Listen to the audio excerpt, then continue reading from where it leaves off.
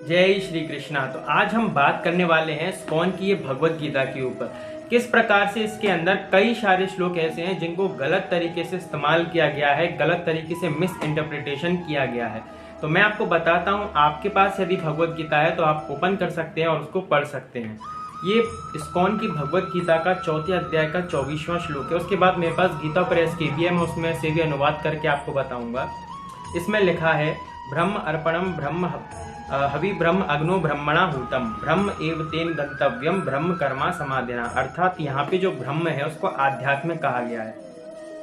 अब जो इसका अनुवाद है उसको बदल करके, जो व्यक्ति कृष्ण भावनामृत में पूर्णतया लीन रहता है उसे अपने आध्यात्मिक कर्मों के योगदान के कारण अवश्य ही भगवत धाम की प्राप्ति होती है, क्योंकि उसमें हवन आध्यात्मिक होता है और हवि भी आध्यात्मिक होता है।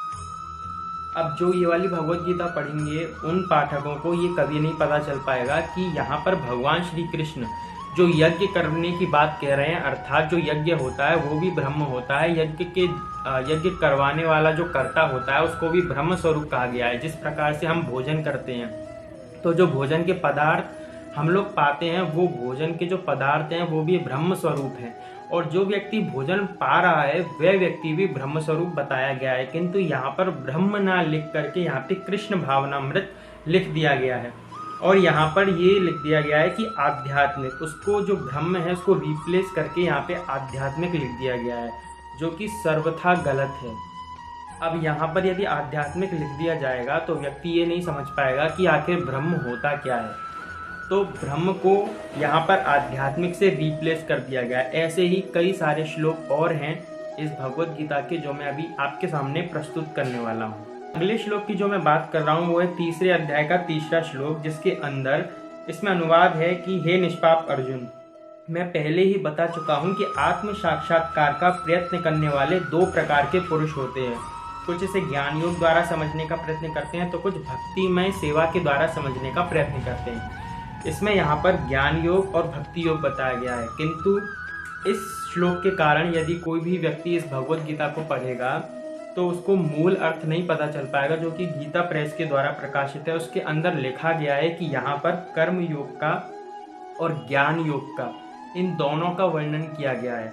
तो वो ज्ञान योग और कर्म योग ना समझ करके यहाँ पे ज्ञान योग और भक्ति योग, ये 2 कर्म समझेगा।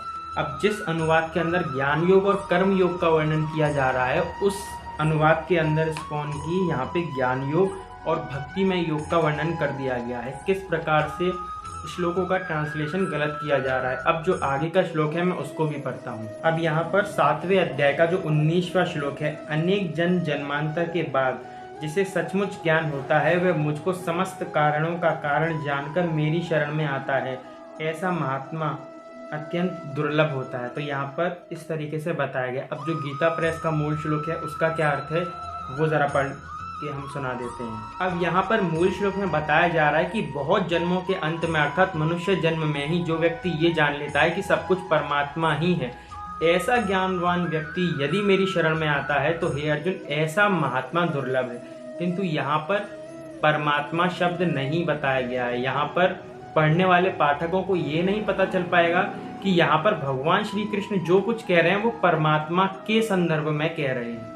अब आगे के श्लोक में इन्होंने क्या लिखा है वो मैं आपको पढ़ के बताता हूँ। इसके अंदर बताया जा रहा है, हे महाभाव, भक्ति भावमय कर्म तथा सकाम कर्म के भेद को भलीभांति जानते हुए जो परम सत्य को जानने वाला है वह कभी भी अपने आप को इंद्रियों में तथा इंद्रिय तृप्ति में नहीं लगता है। अब जो मूल श्लोक है उसका अर्थ जानिए। यहाँ पर बताया जा रहा है कि हे महाबाहो, गुण विभाग और कर्म विभाग को तत्व से जानने वाला महापुरुष गुण ही गुण में बरतता है, कभी भी उनमें आसक्त नहीं होता है। तो ऐसे कई सारे श्लोक हैं जिनका गलत ट्रांसलेशन किया गया है। सभी को भगवत गीता पर अपने अपने मत रखने का अधिकार है, किंतु वास्तविक जो श्लोक है उनका जो अर्थ है उनको हटा करके अपना मत रखने का अधिकार किसी को भी नहीं है। चाहे वो रामानुजाचार्य हो या फिर वो मध्वाचार्य हो, सभी ने अपने अपने मत को दिया है, किंतु उसका गलत ट्रांसलेशन उन्होंने कभी भी नहीं किया है गीता के अंदर। तो गीता के ऐसे कई सारे श्लोक हैं जिनके अंदर गलत ट्रांसलेशन। श्लोक मैंने अभी बताए हैं, केवल इतने ही श्लोक नहीं है, इसके अलावा और भी बहुत सारे श्लोक हैं जिनका गलत ट्रांसलेशन है। आगे आने वाली वीडियो में मैं उन सब का भी खुलासा करूंगा कि कितने सारे श्लोक हैं जो इस्कॉन की भगवत गीता में गलत ट्रांसलेट किए गए हैं और जो सही अर्थ है उनका अनर्थ किया गया है, जिससे पढ़ने वाले लोगों को नहीं पता चल पाएगा कि आखिर वास्तविकता में भगवान श्री कृष्ण कहना क्या चाह रहे हैं। जहाँ पे भक्ति, यहाँ पे कर्म योग, ज्ञान योग का भी वर्णन किया गया है, वहाँ पे भी लोगों ने भक्ति योग का वर्णन कर दिया है। अब ये कहते हैं कि भक्ति योग, भगवान को केवल भक्ति योग से ही प्रसन्न किया जा सकता है, किंतु भगवत गीता के अंदर आर्त अर्थाति जिज्ञासु ज्ञानी चा भरत ऋषभ, आर्त अर्थाति ज्ञानी, इन भक्तों का भी जिक्र आया है। केवल भक्ति करने वाले भक्तों का ये जिक्र उसके अंदर नहीं आया है, अर्थात कि जो साधारण लोग हैं वो केवल और केवल सांसारिक लोगों से कुछ भी मांगते हैं, किंतु आर्त अर्थात जिज्ञासु ज्ञानी चा भरत ऋषभ, जो ये इतने 4 प्रकार के भक्त बताए गए हैं, चतुर्विधा भजन्ते माम, अर्थात जो 4 प्रकार के भक्त बताए गए हैं ये भगवान से ही मांगते हैं। एक आर्थ होता है, एक अर्थाती होता है, एक जिज्ञासु होता है, एक ज्ञानी होता है। उसमें से जो ज्ञानी होता है वो भगवान को विशेष प्रिय भक्त है, किंतु आर्थ अर्थाती जो भक्त हैं वो भी भगवान को प्रिय होते हैं। आर्थ अर्थाती जो भक्त होते हैं वो साधारण व्यक्तियों के मुकाबले कई उच्चतम और श्रेष्ठ होते हैं। वो सांसारिक व्यक्तियों से कुछ भी मांगना पसंद नहीं करते, वो केवल भगवान से ही मांगना पसंद करते हैं। वो जो कुछ चाहते हैं वो केवल भगवान से ही चाहते हैं, किसी संसारी व्यक्ति से वो कुछ भी नहीं चाहते। वो चाहे धन चाहते हों, चाहे घर चाहते हों, क्योंकि हमारा अधिकार है, क्योंकि भगवान हमारे माता पिता हैं, यदि हम उनसे कुछ भी मांगते हैं तो वो गलत नहीं होता। इसलिए आर्थ अर्थाती भक्त भी उचित ही है। तो यदि हम आर्थ अर्थाती भक्त बनकर के फिर ज्ञानी भक्त पे चले जाएं तो उसमें कोई भी विपत्ति नहीं है। यदि सीधा हम छलांग मारने का प्रयास करेंगे तो नीचे गिर जाएंगे। इसीलिए आर्थ अर्थाती भक्त भी होना अत्यंत आवश्यक है। कोई भी व्यक्ति सीधा आध्यात्मिक की उस उच्च लेवल तक नहीं पहुंच सकता, उस ऊंचाइयों तक नहीं पहुंच सकता जहां पर उसे भगवान की ब्रह्म की स्वतः प्राप्ति हो जाए। उसको एक एक स्टेज पार करनी पड़ती है। जब एक एक स्टेज वो पार करता जाएगा तब उसका जो ऊंचाई है वो इतनी होती है कि वो उस लेवल तक पहुंच सके। किंतु यदि वो उस स्टेज से नहीं गुजरेगा, वो डायरेक्ट जंप मारने का प्रयास करेगा, वो भी आध्यात्म के अंदर, तो वो फिसल जाएगा। इसलिए आध्यात्म के अंदर एक एक स्टेज चढ़ी जाती है, एक एक सीढ़ी का महत्व होता है उसके अंदर। वहाँ पे आप ये नहीं कर सकते कि इस सीढ़ी से अब हमको जंप करनी चाहिए, क्योंकि वहाँ पे एक एक सीढ़ी का इतना महत्व है कि व्यक्ति यदि उस एक सीढ़ी पर सालों साल लटका रहता है तब जाके उस एक सीढ़ी को पार करके दूसरी सीढ़ी पर जा पाता है। इसीलिए जो कर्मयोग, ज्ञान योग है वो भी उचित है, भक्ति योग है वो भी उचित है, किंतु हर जगह भक्ति योग और हर जगह जो श्लोक है उनका गलत ट्रांसलेशन कि भगवान केवल भक्ति से ही भगवान भक्ति से प्रसन्न होते हैं, निश्चित होते हैं, किंतु वहाँ पर आप ज्ञान योग का, कर्म योग का अवहेलना कर दें, अर्थात कि हमको भगवान श्री कृष्ण तक जाना है किंतु हम भगवान शिव की निंदा कर दें, गणेश जी की निंदा कर दें, शक्ति की निंदा कर दें, सूर्य की निंदा कर दें, ब्रह्म की निंदा कर दें, तो ये सारी चीज़ें बिल्कुल गलत हैं। जहाँ पर आप जाने वाले हैं, जिस स्टेज पे आप पहुँचना चाहते हैं भगवान तक, उस स्टेज तक आप नहीं पहुँच पाएंगे शक्ति, गणेश, सूर्य, शिव इन सब की निंदा करके, क्योंकि भगवान ने अपने आप को अनेक रूपों में व्यक्त किया गया है। हमारी जितनी 18 पुराणे हैं, भगवान विष्णु की विष्णु पुराण, देवी की देवी भागवत पुराण, तो इन सभी के अंदर भगवान ने अपने अलग अलग रूपों को व्यक्त किया है, अर्थात कि वो शक्ति के रूप में भी प्रकट हुए हैं, वो गणेश के रूप में भी प्रकट हुए हैं, वो शिव के रूप में भी प्रकट हुए हैं और वहाँ पे वो सर्वोपरि हैं।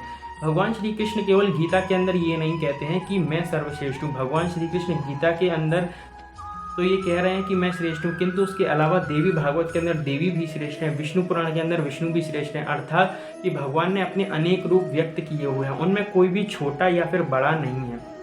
यदि हम भगवान श्री कृष्ण की सेवा कर रहे हैं तो निसंदेह हमको शक्ति की भी सेवा करनी चाहिए, हमको गणेश को भी पूजना चाहिए, सूर्य को भी पूजना चाहिए, किसी की अवहेलना, निंदा आदि नहीं करनी चाहिए, क्योंकि भगवान श्री कृष्ण अपने आप में पूर्ण है, भगवान शिव भी अपने आप में पूर्ण है, शक्ति भी अपने आप में पूर्ण है, गणेश जी भी अपने आप में पूर्ण है। यदि भगवान श्री कृष्ण अवतार धारण कर रहे हैं तो हम ये नहीं कह सकते कि भगवान जो विष्णु रूप में है वो अपूर्ण है, शिव रूप में है वो अपूर्ण है, किंतु कृष्ण रूप में ही वो केवल पूर्ण है।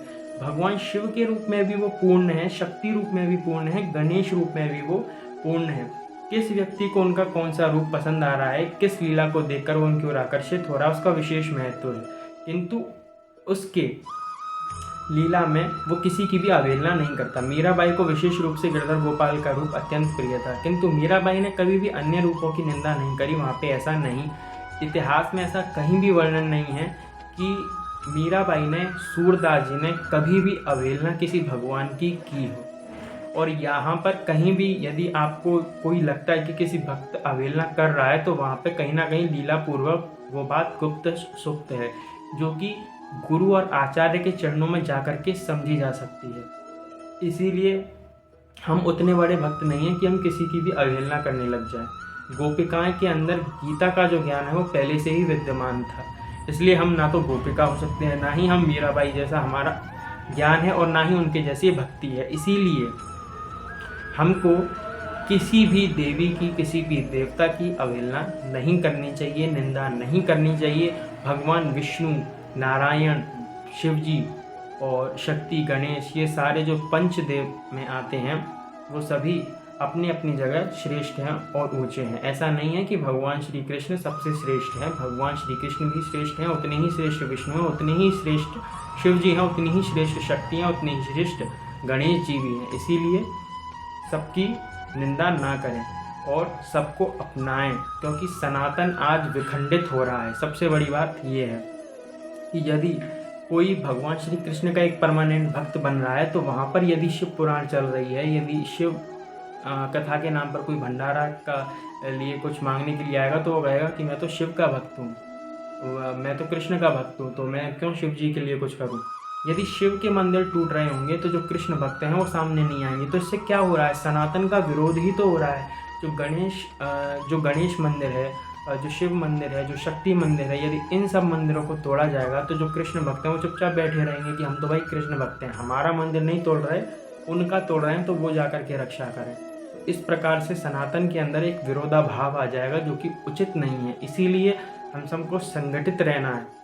हमारे जो 33 कोटि देवी देवता हैं उनको संगठित करके रखना है, किंतु ऐसा नहीं है कि हम सबकी अवहेलना कर दें। अवहेलना के चक्कर में हम अपने आप अपने धर्म से च्युत हो जाएंगे, जिसके कारण हमको अनेक 84 लाख योनियों में भी भटकना पड़ेगा।